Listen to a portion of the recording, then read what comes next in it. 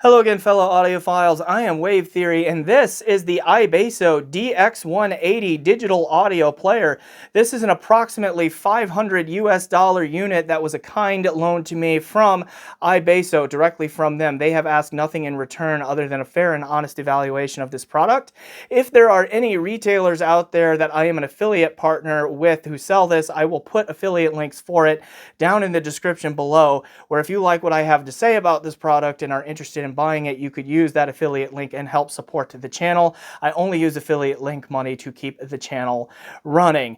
I ended up really liking this DAP. It has probably been my favorite DAP to date, and I'm excited to tell you about why that is. So please stick around after shameless self-promotion to hear why I love the iBasso DX180 so much. Hello.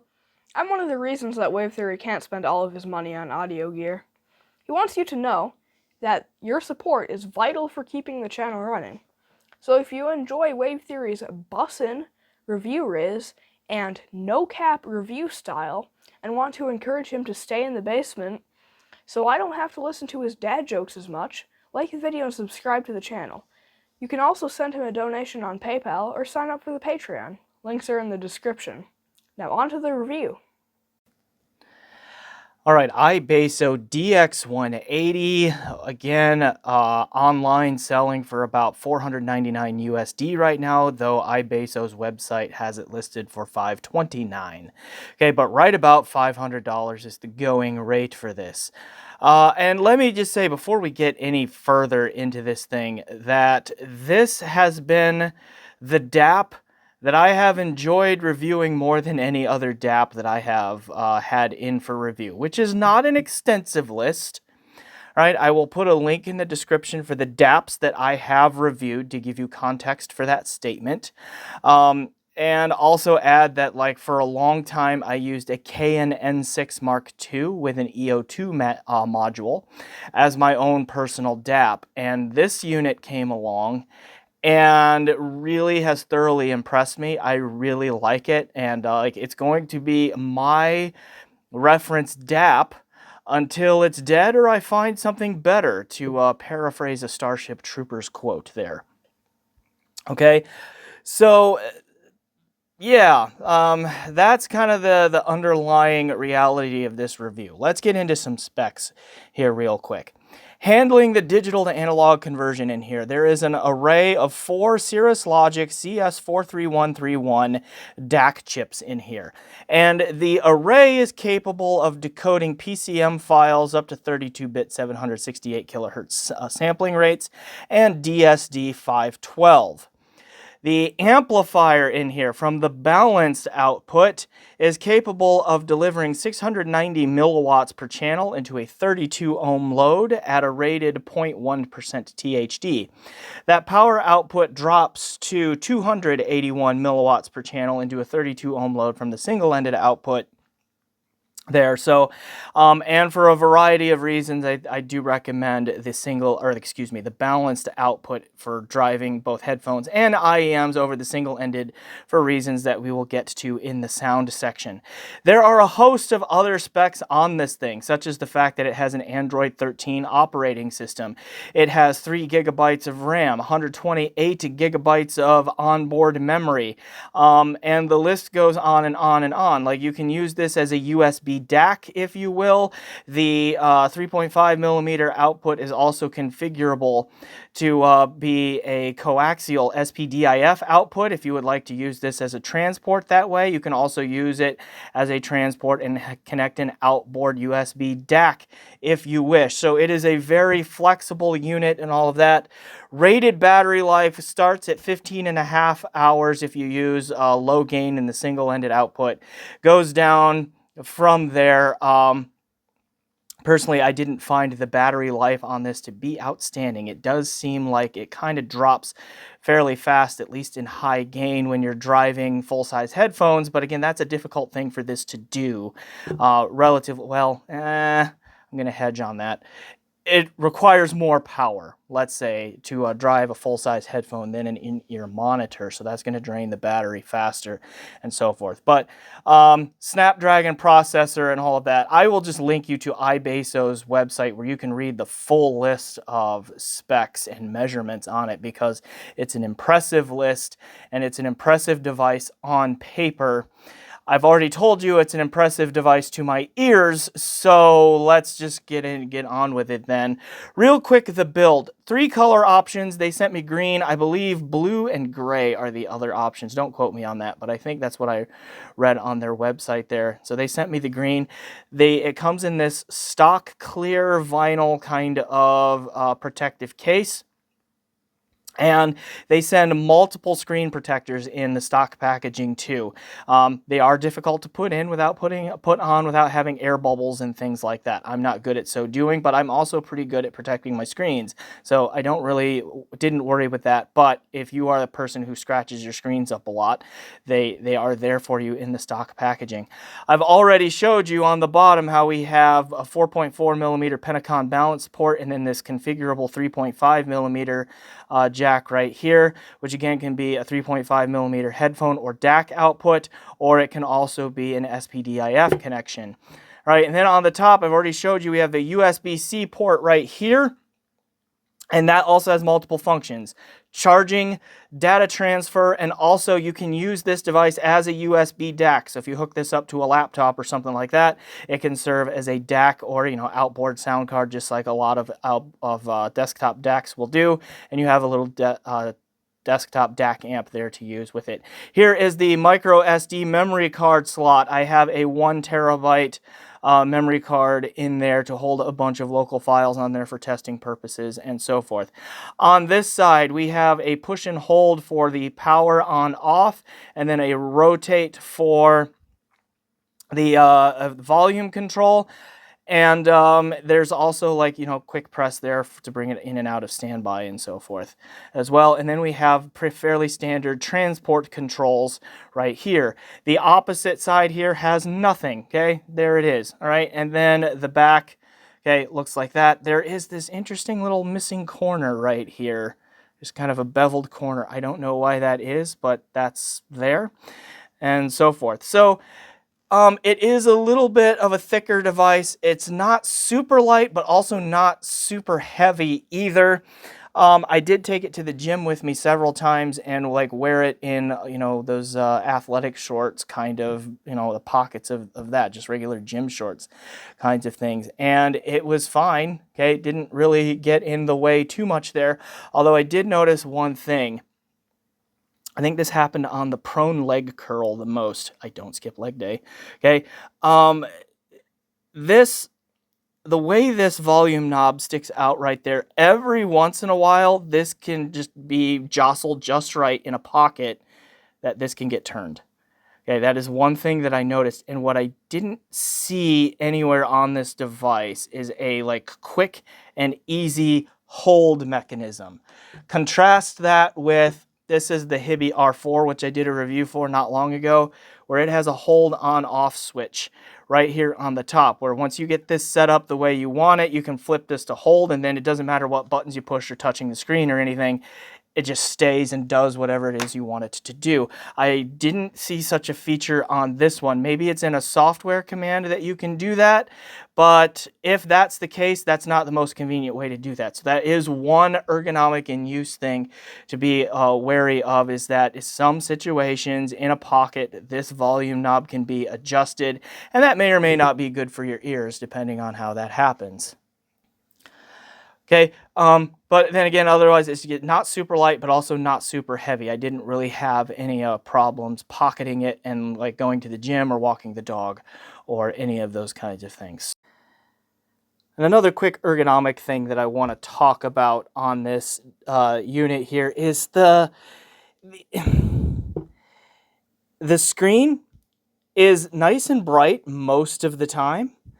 Okay, but if you use it outside with sunglasses, polarized sunglass lenses, I would realize this, the screen becomes nearly impossible to read. However, the screen emits light and everything, it is particularly sensitive to polarized sunglass lenses, and I was out walking the dog once in the sunlight, and I like went to turn it on. I'm like, why don't I see anything? Got under a shade of a tree and started to see it a little bit, very dimly. And then I just like, I was like, oh, I wonder if it's my sunglasses. Slipped them down my nose a little bit. I'm like, oh, yeah, okay, now I can read the screen just fine. So that was another quirk that I noticed here using this thing. Let's look at some of the software options on here. So it's an Android operating system. And what I ended up using a lot is iBasso's onboard, come on, there we go, Mango Player, which is their software player, and it sounds great. It is not the most ergonomically friendly thing.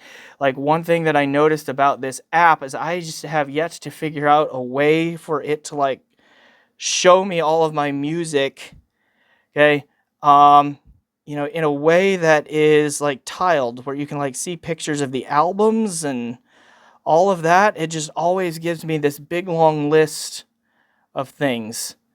Okay, no matter like what way I choose to organize it, it just shows me all of the individual tracks, you know, organized in a different way that I have not yet found. It may exist, I just have not yet found a view that gives me like tiles of everything that I want to see.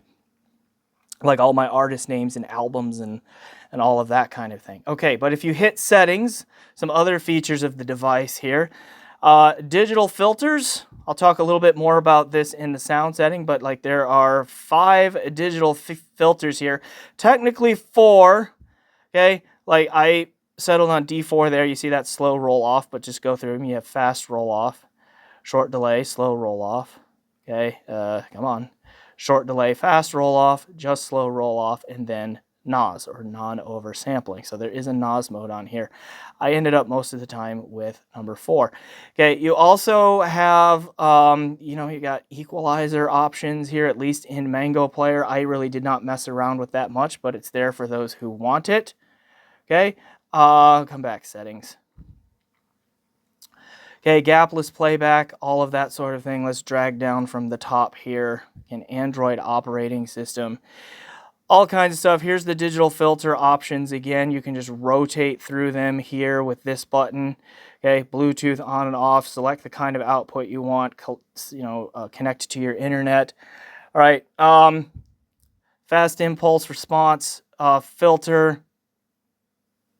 That may not be the right name for that, but FIR there's an a 2x mode if you want that. I usually use normal. Gain settings, you get low and high. Okay. Turn on and off the SPDIF output and all of that there. So, I mean, there's a fair amount of features and customizability and all of that in here too. Dark and light theme, okay, all of that kind of good stuff there as well. Okay. Home screen. Okay, so standard Android stuff, Play Store. You see I've installed Room Arc USB Audio Player Pro and all of that, though I honestly just ended up using their Mango Player that's built in here, mostly because a USB Audio Player Pro has been kind of goofy for me lately. Has anybody else been having problems with it? On a variety of devices, it just seems like it's not running as smoothly as it used to. And then Rune Arc is nice and all of that, but on an Android operating system like this, one issue that Arc has in supporting DAPs is it does not bypass the 48 kilohertz resampling. It uses Android's audio mixer in there, so everything gets resampled to 48 kilohertz. If you use the onboard DAC, it'll be bit perfect output if you use a USB output DAC output here. But for whatever reason, Rune has not yet figured out their Arc app how to really use it bit perfect mode with the onboard DAC of a DAP. Okay.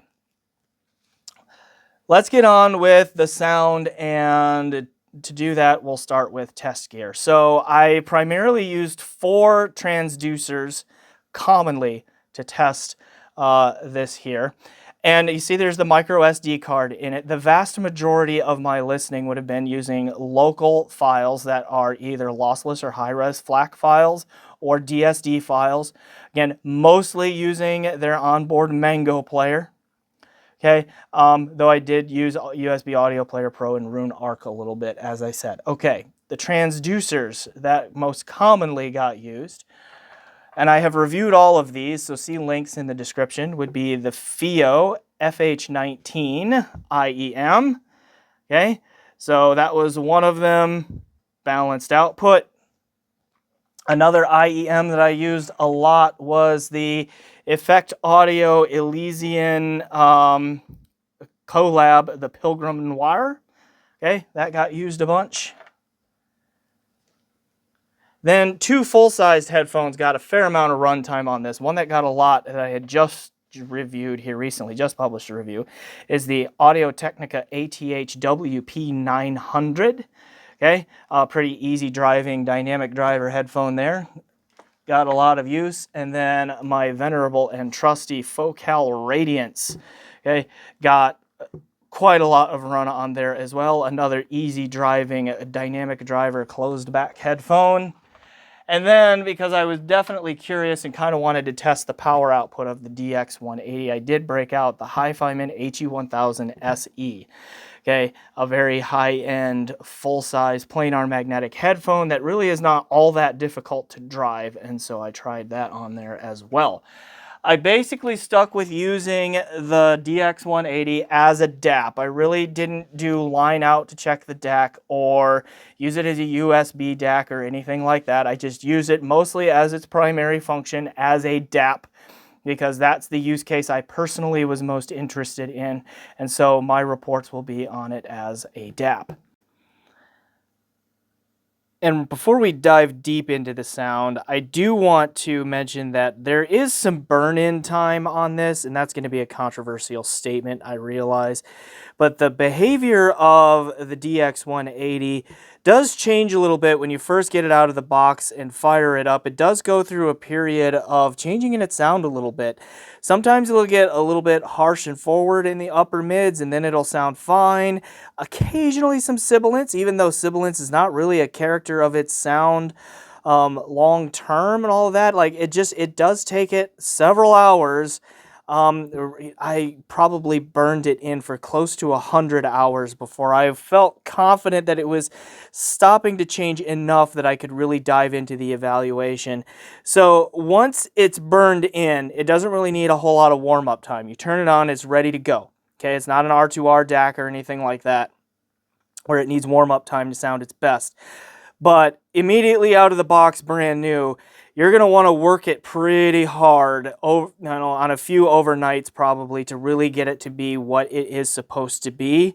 It is not just a brain thing either, because what I would do for this one is, like, I would hook it up to a headphone, turn it up real loud, let it go overnight, and go like a whole night overnight session of listening to it a little before bed, then coming back and listening to it the next day. And it's like, yeah, you know what, it does kind of sound a little different. And again, like, it would surprise me along the journey. Like, wait, this sounds a little bit more forward in this area than I'm used to on it. And then come back, you know, it would settle in after a while. So I do think burn-in is a thing that you should expect if you buy this brand new. Okay, now we'll get on with the sound proper. All right, real quick, the balanced versus the single-ended outputs here, at least the analog headphone outputs in terms of quality.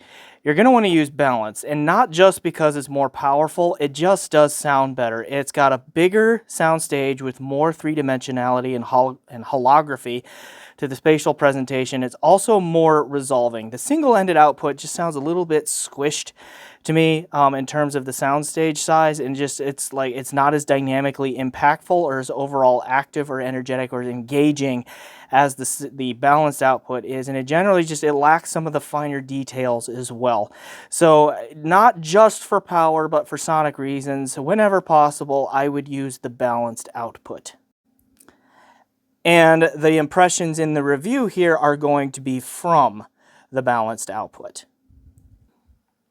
All right, what did I find and why did I end up liking it so much? Well, it has a leaning warm, so still a perceived frequency response that's still in the range of neutral, but tilting towards the warmer end of the neutral range. So a warmer frequency response. It has a very full, like, robust kind of tonality and density and heft to, like, the tonal weight and all of that. So it's a kind of this full, rich sound to go with it. It has fun dynamics. Like, it is a very impactful sound, particularly in the low end. Lots of slam, lots of mid-bass punch, very snappy through the mid-range, like really quick, snappy hits on snare drums and that sort of thing. And then it also has like a somewhat rolled off, laid back treble presentation to where there is rarely ever a sharpness or a harsh edge to its sound at all. Like, for example, what impressed me about how it handled the HE1000 SE here is, like, this headphone is notoriously treble sharp for a lot of people, and that becomes particularly true on a signal chain that cannot bring it to heel, right? Like, if there's something going on in the signal chain in the treble, this is going to point that out and fire it aggressively down your ear canals. But I was really struck by how smooth and pleasant and lush the treble was on the HE1000 SE coming from the DX180. And ditto that trait on all of the devices that I just showed you that I used as either headphones or IEMs here. Like, again, just a warm, full, rich, laid back and impactful kind of sound in there that's just a lot of fun and just a real true joy to listen to much more often than not. It is decently resolving. Like, there's good texturing to the sound. It does a good job with detail retrieval. It does a fairly realistic and natural job of resolving room reverbs. It is reasonably holographic. Like, if you listen to a symphony or something like that, like, there's a decent sense of imaging and separation laterally. It's got some depth and layering to it as well. This guy's a reasonably big soundstage, regardless of what kind of driver you put in it. Not overly huge, but I would say leaning slightly towards the bigger end of the perceived size of the soundstage and so forth. The only thing that I could really complain about sonically for what it is like and it's going to apply to some people and not others. It's not going to be neutral enough or incisive enough in its presentation for some. If you are a person who just likes that really flat, linear, very neutral, incisive kind of sound, which I do at times, but not always, this is not going to be that. So this will come across to some users as just a little bit too colored, okay? Again, I think frequency response-wise, it still falls within the range of neutral, but tilting warm, but that's going to be too much for some people. So that's one thing to keep in mind and be aware of, okay? And it also, like, its output power, its drive is decent. It handles the HE1000 SE that I just showed you really well, but on high gain and, like, pushing the volume up to, like, level 95, okay, out of 100. All right, and so, like, I listened to Eric Kunzel and the Cincinnati Pops, their version of the 1812 Overture by Tchaikovsky, which full symphony orchestra. It's got a vocal choir in it, a handbell choir, and real live cannon fire, all going on at the same time in the finale of that. And this did a pretty decent job of resolving it all and like separating it all out. I mean, not the best I've ever heard, of course, but, like, you know, the HE1000 SE sounded pretty good with that. Reasonably holographic. The cannon fire was vibrating the headphone on my head and had some decent impact to it and all of that. But again, high gain, volume level 95, that's going to drain your battery really quick. And so I think something like the HE1000 SE, to get it up to my 75 decibel average for critical listening, is really taxing this thing. It can do it, but it doesn't love to do it. It sounds great doing it, but you could tell you're pushing the device to near its limits. That is to say that there are some limits as to the full-size headphones that this can drive. Okay, it's going to struggle with anything that gets harder to drive than the HE1000 SE. What's harder to drive than the HE1000 SE? Well, there are plenty of things out there, right? Particularly with full-size headphones. But most IEMs, this is going to have more than enough power, and it's clean and it's quiet. I did not hear any hiss or anything like that, particularly on the Pilgrim wires, which are pretty low in impedance and quite sensitive. So I didn't hear any background noise there, even in high gain, so that was good. Hey, but you know, you're going to have some limitations with some full-size headphones, as I have just laid out. Okay. Comparisons, I don't know that I need to get super detailed on comparisons with other DAPs. Like a recent one that I just mentioned is this Hibi R4. The DX180 is the superior performer. It has more output power, so it handles like even the radiance, like I just showed you there, even better than the R4 does.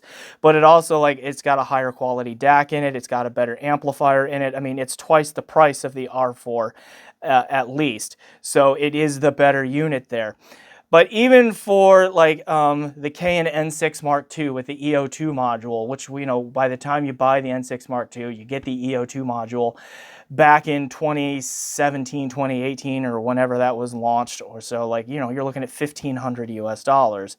And I preferred this, the way this sounds, to that, okay, to that Canon. Okay, and I really like the Canon. It was my personal DAP for a good while, and I just like this better. Okay, warmer, fuller, just a more fun sound that just draws me in and is just like warm and lush, but still dynamic and impactful and reasonably resolving. And I'm just like, ah, yeah. Okay. And then like also just like better timbre, like the instrument sounds and the vocal sounds on this just are really nicely realistic and natural and organic in their sound in a way that I don't remember getting from other DAPs either. The only other DAP that I have that could be like compete up at this level really that I have heard, I think, is the Hibi RS6. That may not be exactly the right model number, see link down in the description, but that was an R2R DAP, I believe. And it was pretty good.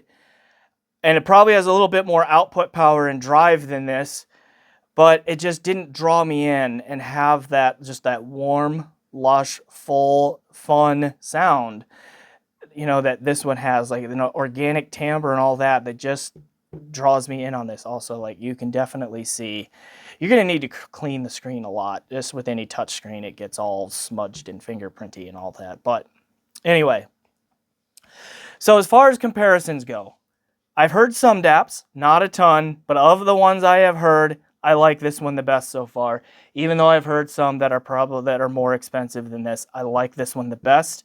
I hope to be able to keep it around and use it as a reference because I like it that much.